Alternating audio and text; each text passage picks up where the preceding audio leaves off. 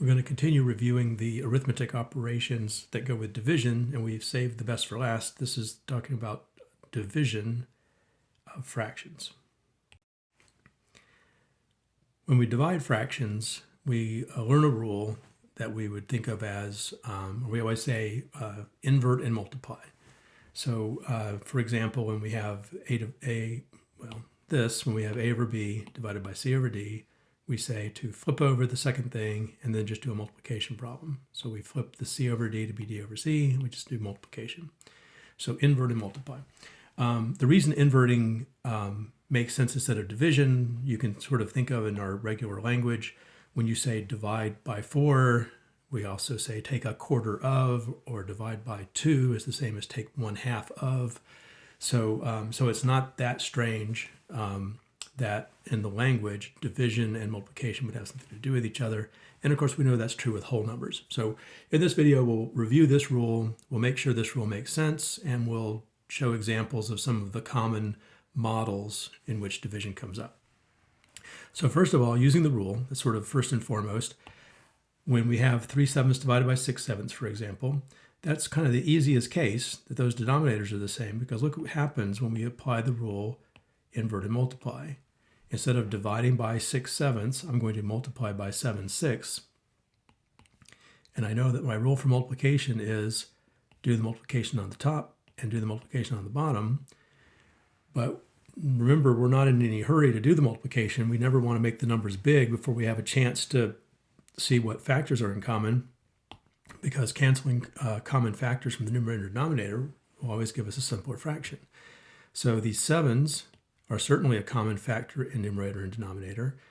And in fact, there's another common factor, and I'll just write out the extra step here, because I know that 6 actually has 3 as a factor. So in the numerator, I can think of that as 3 times 1, and the denominator is 3 times 2. And so I get another cancellation.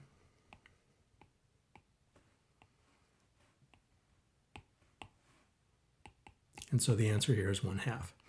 So notice that even though getting a common denominator is not really a step in a division problem that you're taught, if the denominator of the two fractions do happen to be the same, then something kind of nice happens where we know that that denominator is going to cancel out. So that's a nice case. It's probably not worth doing the extra arithmetic to get that to happen on purpose, but when it does happen, it makes the problem a lot easier. So here we'll have 7/6 times the reciprocal of 2/3 is 3/2. And again, don't be in any hurry to do the arithmetic on the top and the bottom. In fact, look for common factors. And in this case, I know that 6 has a factor of 3. So instead of writing 6, I'm going to write 3 times 2. So the 6 here is becoming 3 times 2, and then this 2 is also there. And so I have a common factor of 3 that can be canceled out. So I have 7 over 2 times 2, so 7 over 4. In the last example, the reciprocal of 2/5 is 5/2. So I have 7 times 5 over 3 times 2, and I'm going to be really stuck. 7, 5, 3, and 2 are all primes. They have no factors at all. So the top 7 times 5 is 35, the bottom 3 times 2 is 6, and there's nothing else I can do with it.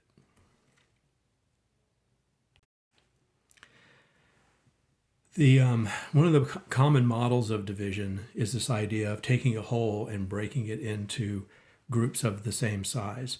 Let me draw you a quick picture of this, the kind of thing you normally see with this kind of model. So let me use my blue marker to draw a bad picture of something that's a whole quantity. So blue is the whole quantity. So that would be the thing we'd say has a certain size. So we know the size of the whole. And let's imagine that we want to break this into uniform parts. So my green things are little parts that I'm trying to use to break up the whole. And there'll be several of them. So I have groups of a certain size. So all of those green things are the same size group. The question then is, how many groups are there? If I go counting 1, 2, 3, and so on, how many will there be? How many will there be? Well, that's the answer to the division problem. So when I do the whole group A divided by the size of the groups B, the answer I get is the number of groups. When we have whole numbers, that's a pretty familiar scenario.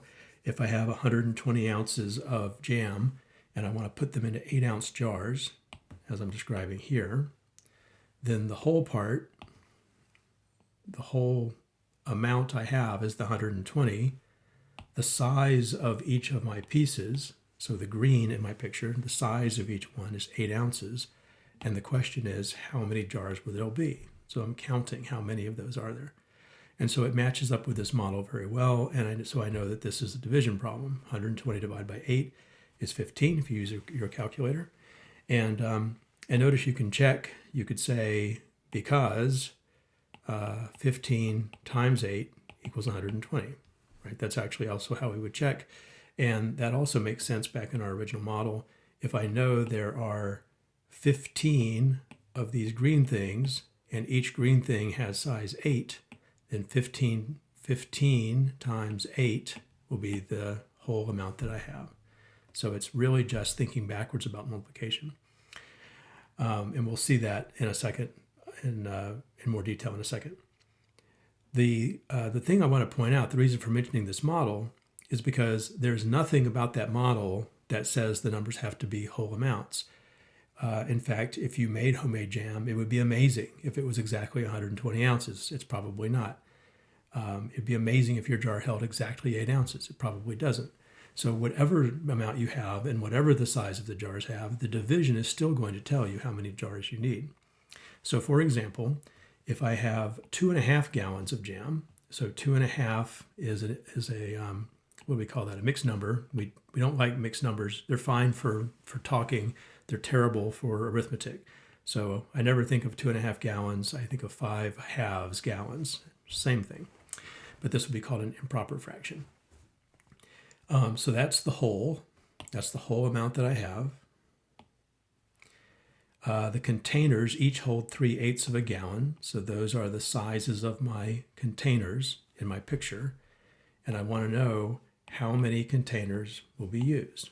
So again, the answer ought to be the whole number divided by the size of each part, and the answer will be the number of parts. Now in this case, notice the number of parts I get is 20/3, which doesn't look like a number of anything. But again, if I change it back into a mixed number so I can think about it, 20/3 is the same as 6 2/3. So interpreting that in terms of the physical problem, that means I would fill 6 containers completely, and then the last container, another container, would be only 2/3 full. And again, that makes perfect sense. That happens all the time.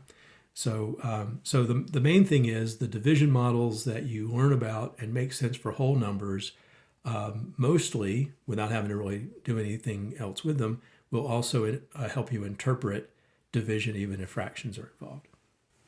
So let's solve one more problem. I have 5 cups of buttermilk, and I want to make a pancake recipe where every batch of pancakes needs 2/3 of a cup of buttermilk. So I have my whole amount of buttermilk available. My parts, every batch is 2/3 of a cup. So those are the parts that I need. And then the question is, how many batches am I going to be able to make? So that is a standard division problem. The whole amount, the larger number, divided by the size of a part is equal to the number of batches. So let's get the answer first. So 5, oops. I'm going to write 5 as 5/1 so that we can interpret these as fractions. So dividing by 2/3 is the same as multiplying by 3/2. 5 times 3 over 1 times 2. 15 over 2. And as a mixed number, that's 7 1/2. So if I have the whole amount of 5 divided into parts of size 2/3, I'll end up with 7 1/2 of those groups. So I'll be able to make 7 1/2 batches of pancakes using 5 cups of buttermilk, where every batch requires 2/3 cup of buttermilk.